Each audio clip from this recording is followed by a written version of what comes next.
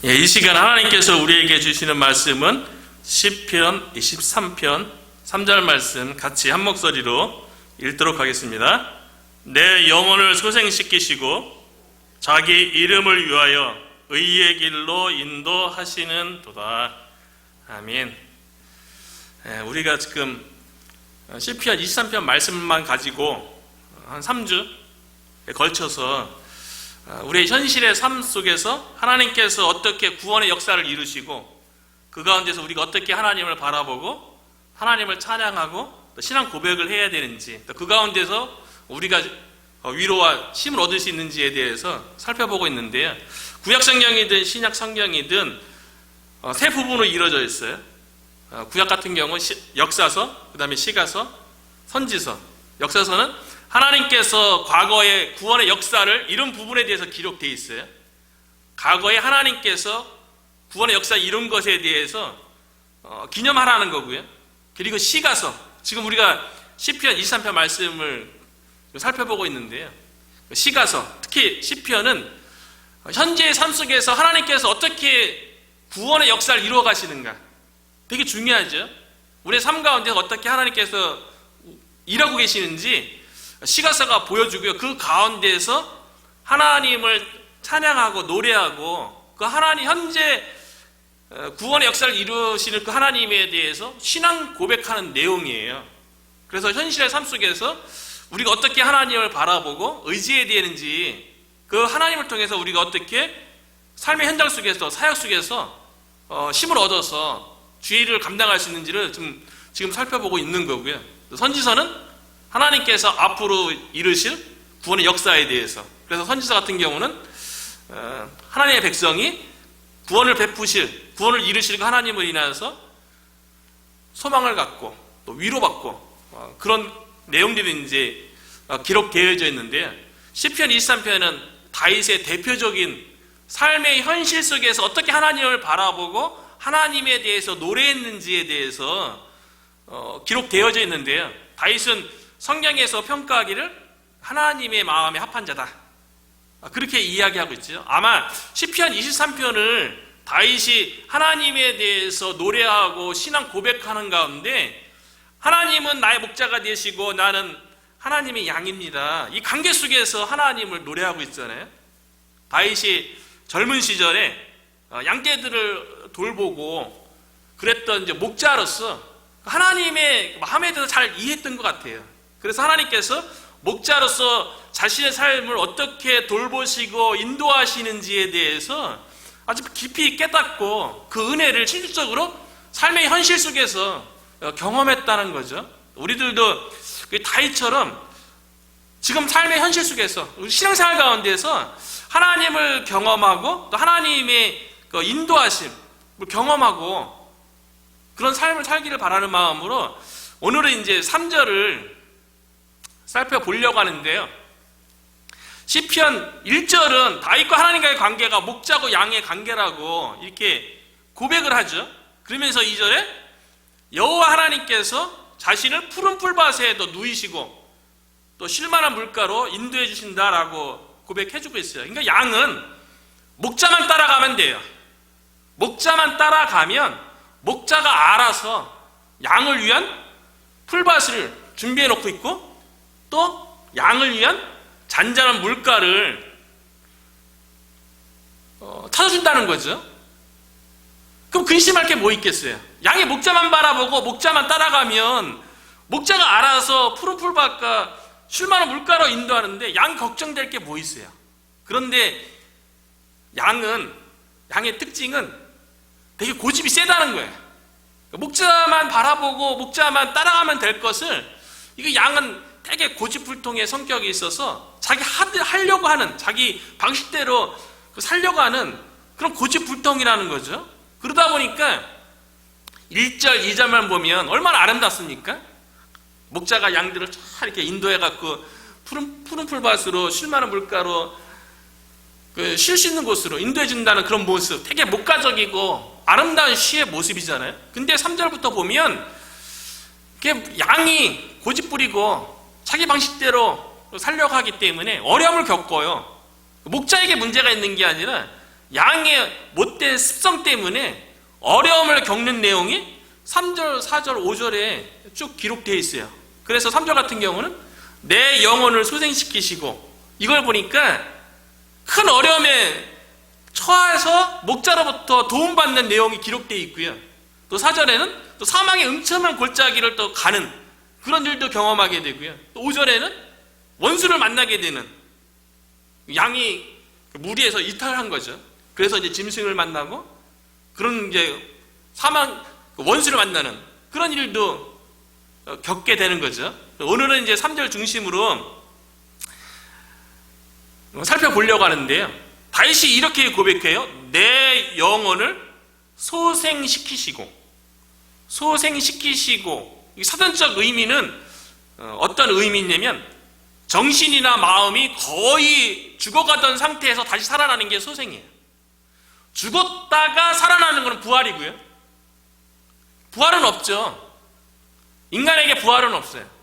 완전히 죽었다가 살아나는 경우 성경에 몇 군데 기록되어 있긴 해요. 뭐 야이로의 딸도 죽었다가 살아난 경험이 있고, 나사로도 죽었다가 살아났죠. 그러나 시간이 지나면 다시 또 죽었어요. 그런데 오직 하나님의 아들이신 예수님만 완전히 죽었다가 다시 살아났죠. 이건 부활이라고 얘기하고요. 여기서 내 영혼을 소생시키시고, 소생시켰다는 건 뭐냐면 거의 죽은 것과 같은 상태에 있던 상태에서 다시 살아나는 게 소생이에요. 우리들도 마음적으로 정신적으로 거의 피폐해져 갖고 무기력함에 나 스스로 어떤 것도 할 수 없는 상태에 이르는, 그래서 모든 것을 다 자포하게 한 것처럼 마음이 완전히 상실된 그런 상태.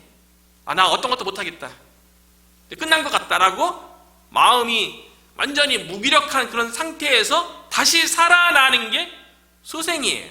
마음이 그런 거고, 영적으로는요 완전히 깊은 침체에 빠진 모습, 그런 가운데 다시 회복되는 것, 이게 이제 소생이에요. 그래서 영어 성경에는 이 소생시키시고를 어떻게 표현했냐면 리스토어라고 표현했어요. 리스토어, 되찾아주다, 회복시키다, 이런 의미를 가지고 있는 리스토어.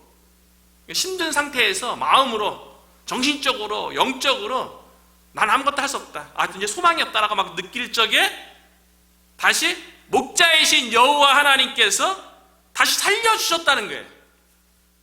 다윗은 목자로서 양의 특성을 잘 안다 그랬잖아요. 이 양이 고집이 셀 뿐만 아니라 양에게 몸집을 보면 우리가 상상할 수 있잖아요. 양을 보면 몸집이 좀 커요. 몸은 이렇게 크고, 그리고 양모죠, 털이 막 나 있죠. 그에 비해서 다리는 너무 짧아요. 그것도 얇아. 그래서 이제 아장아장 이게 걷죠.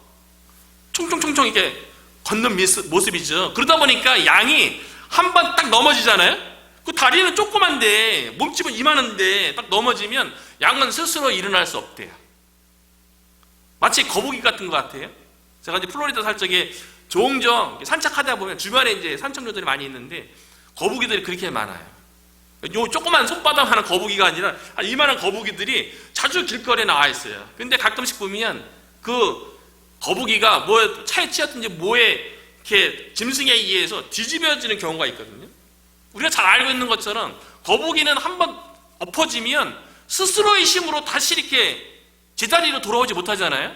그래서 엎어지면 그 상태로 그냥 죽는 거예요. 그래서 가끔씩 산책하다가 거북이가 이렇게 두어졌으면 이제 다시 이렇게 되찾아주고 물가로 이렇게 놔주기도 했던 그런 경험이 있는데요. 양이 그렇다는 거예요. 신체 특성상 그렇다는 거예요. 양이 어떻게 하다가 넘어질 수 있죠. 뭐 돌불에 걸릴 수도 있고 나뭇가지에 그럴 수도 있고요. 아니면 웅덩이에 빠져서 스스로 나을 수 없는 그런 상태. 그런데 양이 넘어졌어요. 그런데 스스로의 힘으로는 일어날 수 없어요. 그런데 이 기간이 길어지면 어떻게 됩니까? 죽어져가는 그 상황이죠. 목자가 나타나기 전까지는, 목자가 다시 넘어진 양을 세워주기 전까지는 넘어진 양의 상태가 어떻게 되겠어요? 거의 죽어져가는 상태에 되는 거죠. 그런데 목자가 그 넘어진 양을 다시 일으켜 세워주는 것, 이게 소생이에요. 하나님께서 우리를 다시 일으켜 세워지고 회복시켜 주시는 분인 줄로 믿습니다. 다윗이 삶 가운데서요, 여러 번 넘어졌던 것 같아요. 그 영적으로 너무 힘들고 침체되어지고 마음적으로 그 마음이 무너져서 이런 상황 가운데 내가 무엇인가 할 수 없다, 내 힘으로 지금의 고난과 어려움을 극복할 수 없다라고 고백됐던 그 순간 가운데 목자이신 하나님께서 다윗을 일으켜 세웠던 그런 은혜의 경험이 있었던 거예요. 양이 넘어지면은 그 조그만 발로 얼마나 발버둥 치겠어요. 우리도 삶의 현실 속에서 넘어져갖고 나를 둘러싼 그 상황이, 환경이 너무 힘든 거예요. 내 스스로 극복할 수 없는, 그래서 그것까지 더 지나가면 어떻게 되냐면 현실의 삶에 대해서 의욕도 잃게 되죠. 의욕 잃게 되면 어떤 미래에 대한 희망도 못 보게 되죠. 어떻게 되는 건가? 그냥 죽을 날만 마치 기다리는 넘어진 양의 모습처럼 우리들도 그런 상황 가운데 놓일 때가 있다는 거죠. 그때 목자이신 여호와 하나님께서 반드시 일으켜 세워준다는 거예요. 우리 스스로 힘으로 일어나는 게 아니에요. 양은 스스로 일어나지 못해요. 우리가 양이라고요. 우리가 때로는 넘어지고 때로는 우리의 마음이 무너지고 영적으로 침체됐을 적에 우리 스스로의 힘으로 극복되어지고 우리의 스스로 힘으로 일어나는 것이 아니라 우리의 목자이신 여호와 하나님께서 우리에게 손을 내밀어서 우리를 일으켜 세워주셔야지만이 우리가 일어날 수 있다는 거예요.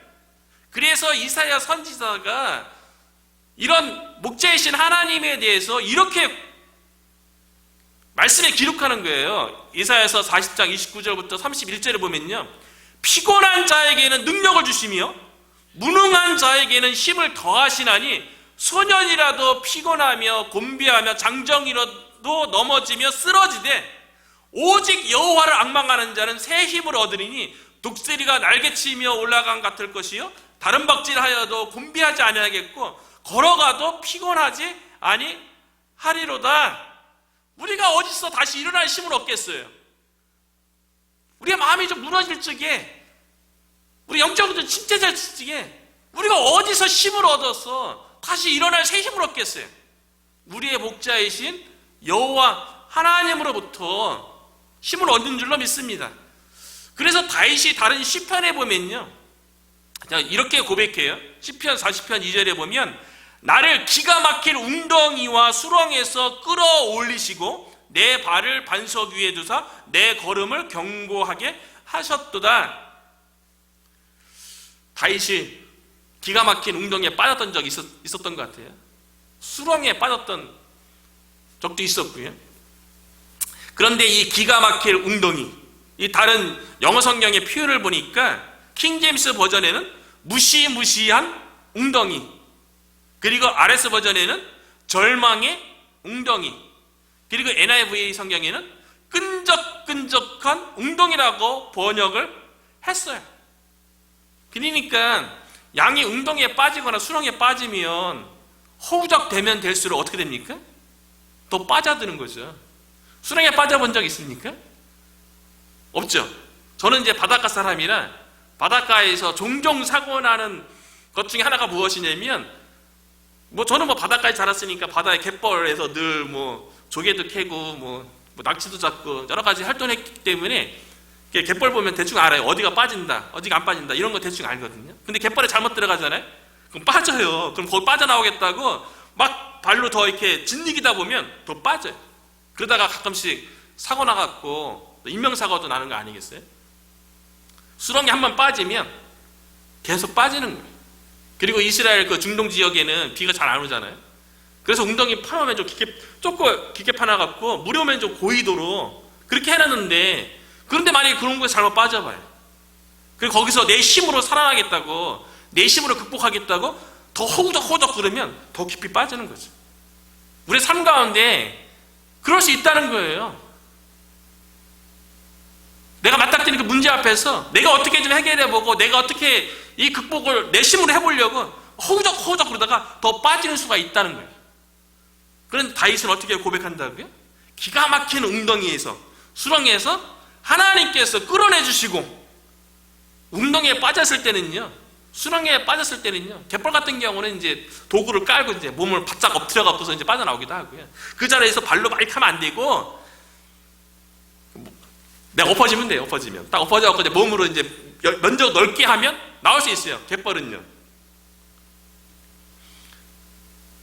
다윗이 얘기한 것처럼 웅덩이에 빠졌을 적에, 그래서 내 스스로 힘으로 해보다가 기진백진했을 적에 하나님께서 그 웅덩이에서 끌어올려서 더 이상 웅덩이에 빠지지 않도록, 수렁에 빠지지 않도록 내 발을 반석 위에 올려놓으신대요. 웅덩이와 수렁에 빠지는 것은 나고요, 반석 위에 올려놓는 분은 목자이신 하나님이라는 거예요. 그렇기 때문에 우리가 하나님의 은혜가 우리가 필요한 거죠.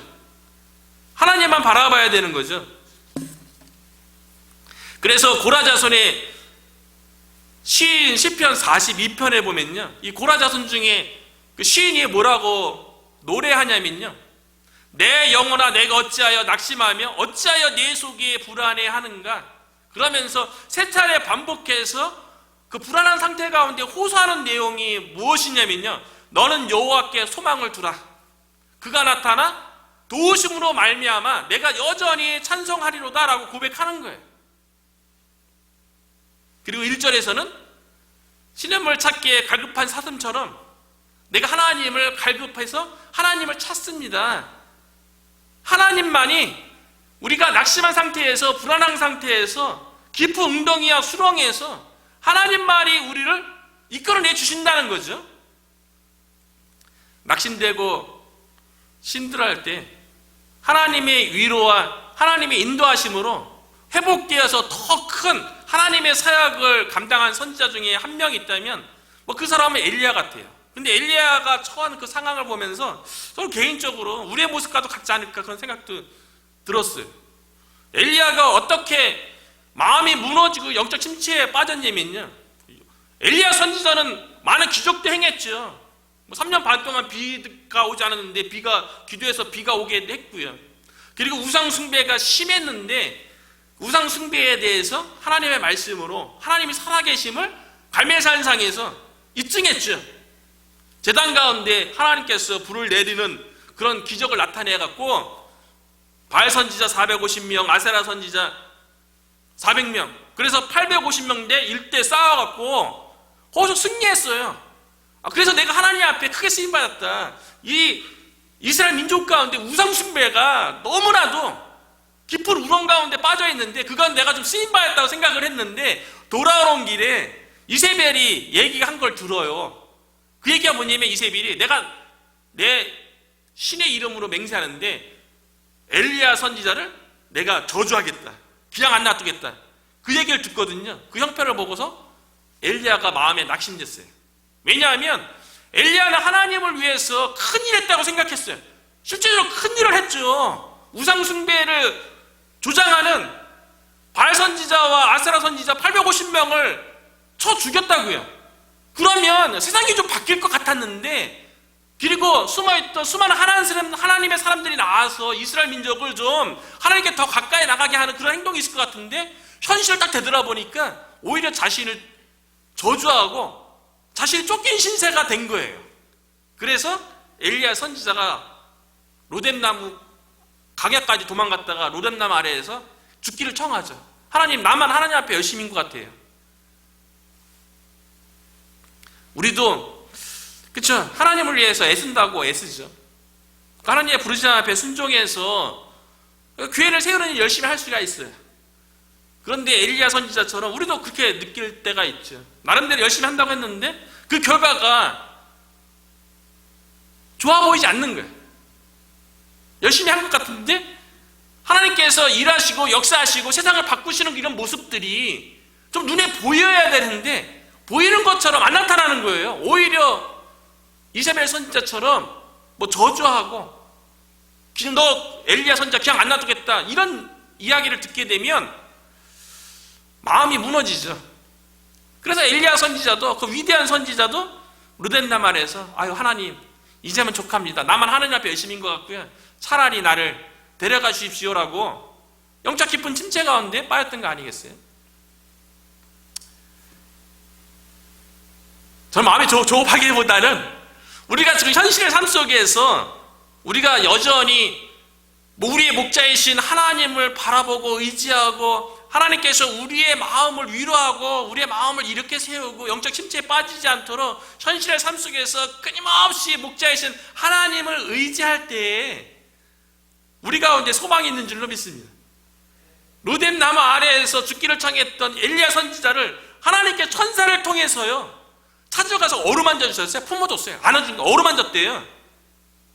하나님의 사자를 보내갖고 알아, 너 지금 영적으로 침체된 상황 때문에 너만 열심인 게 아니라 바알에게 무릎 꿇지 않은 이미 7,000명 다른 곳에 다 있고 그들로 다 기도하고 있고 하나님의 때를 기다리고 있어. 또 위로해 주잖아요. 그 먹을 것 공급해 주셔서 엘리야 선지자를 다시 그 마음을 추스리고 영적 침체에서 다시 다윗의 고백처럼 내 영혼을 소생시키시고 다시 영적으로 회복시켜서 다시 살게 하셔서 이전에 감당했던 사역보다 더 큰 사역을 감당하게 되죠.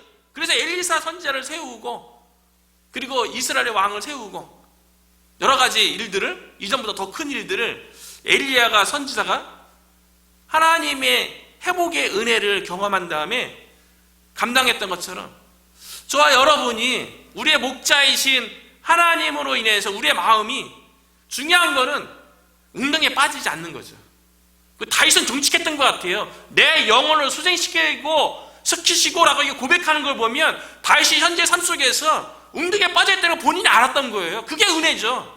본인이 힘든 거 힘들다고 고백하는 게 은혜예요. 많은 사람들이 하나님의 은혜 가운데 있지 않고 하나님과 동행하지도 않고 하나님과 친밀한 관계 가운데 있지도 않으면서 마치 그런 것처럼 살아가는 게 더 큰 문제 아니겠어요? 그 다윗은 영적인 자신에 대해서 정직하게 고백한 거죠. 그래서 목자인 하나님의 이렇게 세우신 수생케 하시는 그 은혜를 경험했던 것처럼 우리가 영적인 침체에 빠지지 않고 혹여나 영적인 침체나 마음이 무너진 상태에 있다면 우리의 목자이신 하나님께서 우리에게 손을 내밀어서 우리를 이렇게 세워주시는, 그래서 다시 사는, 우리의 마음과 정신과 영이 다시 사는, 하나님 앞에서 다시 사는 그와 같은 은혜가 저와 여러분에게 있기를 주의 이름으로 축원합니다. 이게 가장 중요해요. 우리의 영이 사는 게 가장 중요한 거예요. 신앙생활 가는데 뭐가 중요하겠어요? 우리가 하나님과 관계가 가장 중요한 거예요. 하나님과 친밀한 게 가장 중요한 거예요. 우리의 영이 죽어있지 않고 다시 살아있는 것, 이게 가장 중요하죠. 왜냐하면 우리의 영이 다시 살아야 할 이유는 뭐냐면 목자이신 하나님께서 우리를 의의 길로 인도해 주시기 때문에 그래요. 목자하고 양의 관계가 있어야지 양의 목자의 인도하심을 받죠. 근데 목자와 양의 관계가 끊어졌어. 양이 목자를 관계가 안 좋아요. 그러면 양이 어떻게 하나님의 돌보심과 인도함을 받을 수 있냐고요. 그러니까 영이 회복되는 것, 내 영혼이 수생되는 것, 이게 신앙생활 가운데 가장 중요한 거예요. 그래서 목자이신 하나님과 양인 우리의 관계가 늘 돈독한 것, 친밀한 것, 이게 중요한 거죠. 그러면 목자이신 하나님께서 의의 길로 인도하신대요. 표현이 참 재밌어요. 의, 성경에서 이야기하는 의는요, 우리가 신약에서 많이 나오는 의에 대해서는 그 법정의 의미로서 의를 되게 얘기 많이 하죠. 왜냐하면 우리의 모든 죄에 대해서 하나님의 아들이신 예수님께서 십자가 못 박혀 죽으심으로 우리의 죄를 다 용서해 주셔서 그 예수님을 믿으면 예수님의 의가 우리에게 전가되어지는, 우리에게 옷 입혀지는, 그래서 하나님께서 너 의로와 라고 법정적인 선언으로 그런 의를 많이 얘기하는데요, 사실은 성경에서 얘기하는 의는 그런 법정적인 개념보다는 관계의 개념이 더 많아. 근데 관계의 의가 더 중요한 거예요. 하나님의 바른 길로 인도한다는 거예요. 그러니까 하나님께서 목자로서 의의 길로 인도하는 것은 옳은 길, 바른 길이잖아요. 하나님과의 올바른 관계의 길로 인도한다는 거예요. 근데 재미있죠? 우리의 영혼을 소생시켜서 하나님께서 하시는 일이 의의 길로 인도한대요.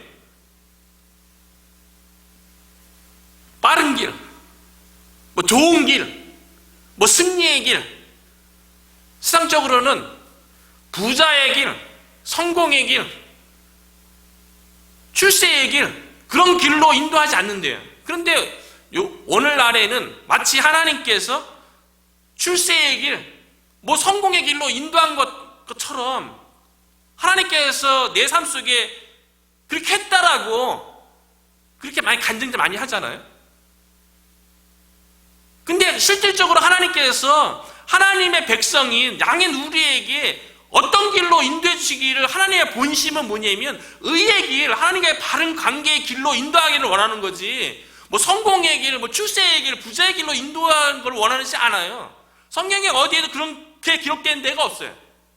우리의 목자이신 하나님께서 우리를 소생시켜서 어떤 길로 인도하기를 바라냐면 의의 길로 인도한다는 거예요. 의의 길, 하나님과의 바른 길로 인도하기를 하나님의 마음은 그렇다는 거예요. 그런데 우리는 세상 가운데 살아가서 그런지 몰라도 신앙생활을 한다고 하면서 마치 하나님께서 믿음 좋으면 승리의 길, 성공의 길, 뭐 평탄의 길로만 인도하는 것처럼 인간적인 그 욕망하고 그거를 하나님에게 투영해서 하나님께서 그렇게 마치 목자로서 인도하는 것처럼, 그래서 나 하나님의 은혜 많이 받았다, 하나님의 축복 받았다라고 우리 스스로 그렇게 이야기하지 않는지 되돌아봐야 한다는 거죠.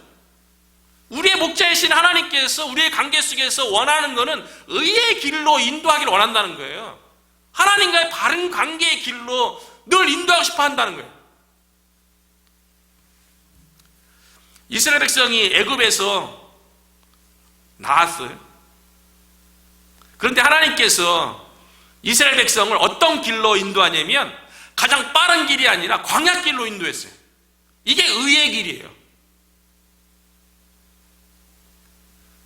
출애굽기에 보면 13장 17절에 보면요, 바로가 백성을 보낸 후에 블레셋 사람의 땅의 길은 가까울지라도 하나님이 그들을 그 길로 인도하지 아니하였으니, 가까울지라도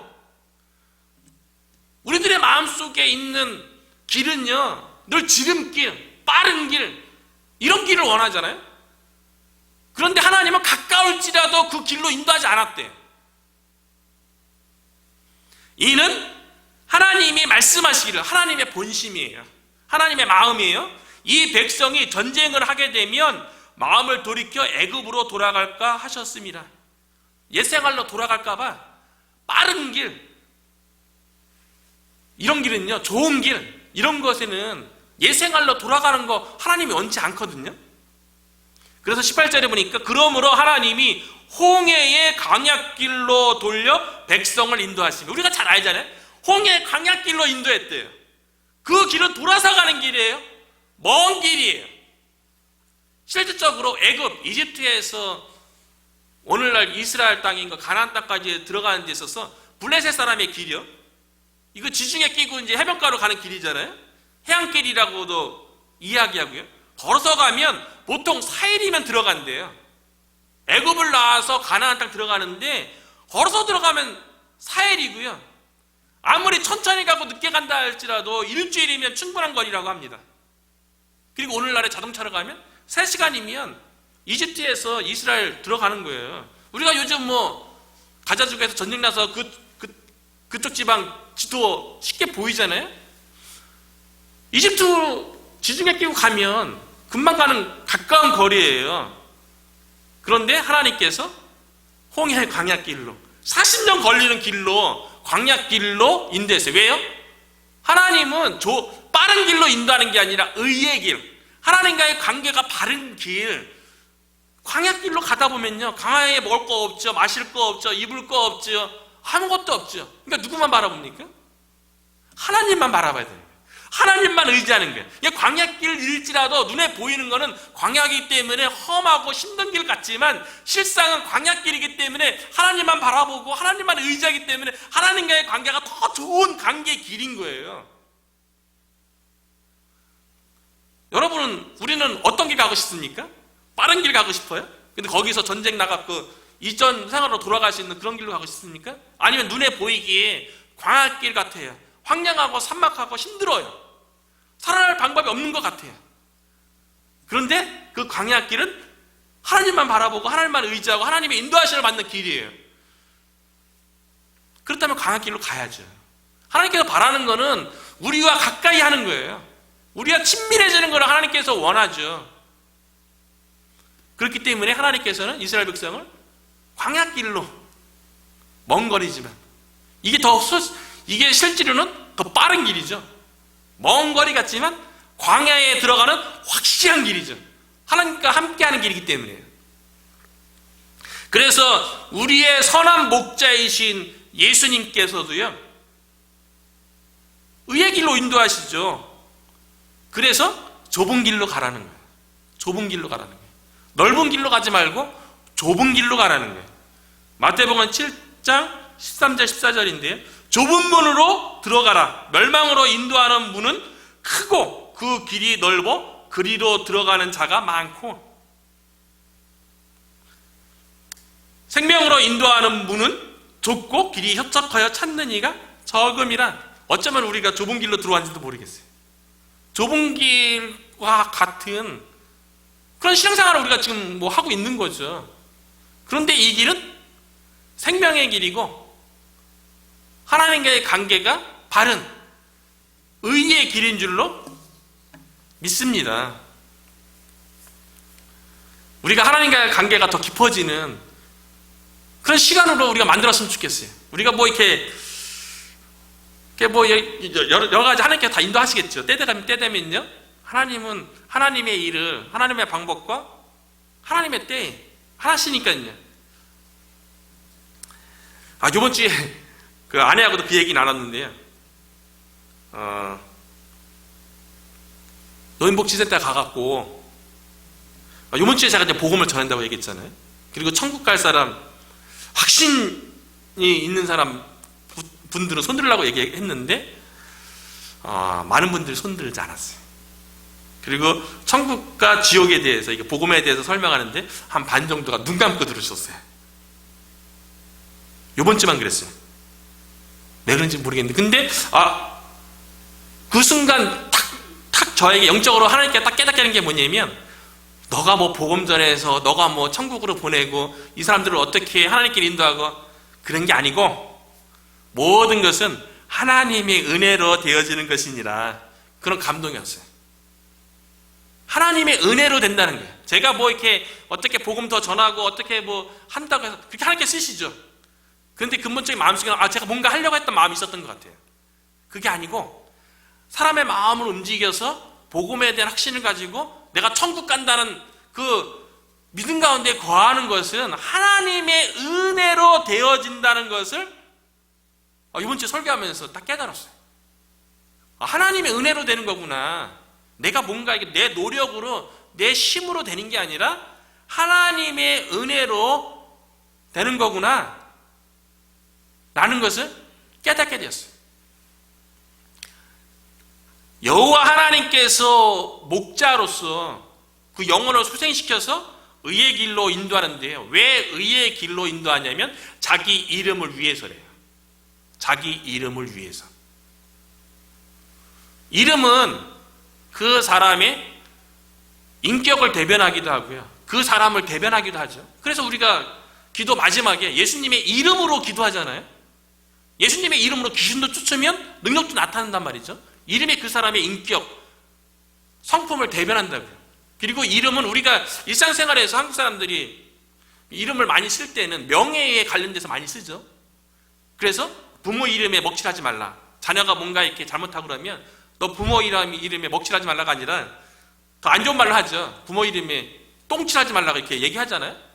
이름은 그 명예를 실추시키는 거기 때문에 그래요. 그러니까 하나님의 자기 이름을 위해서 의의 길로 인도한다는 거예요. 하나님 자기 자신을 위해서 하나님의 백성을 인도한다는 거예요. 바른 길로 인도한다는 거죠.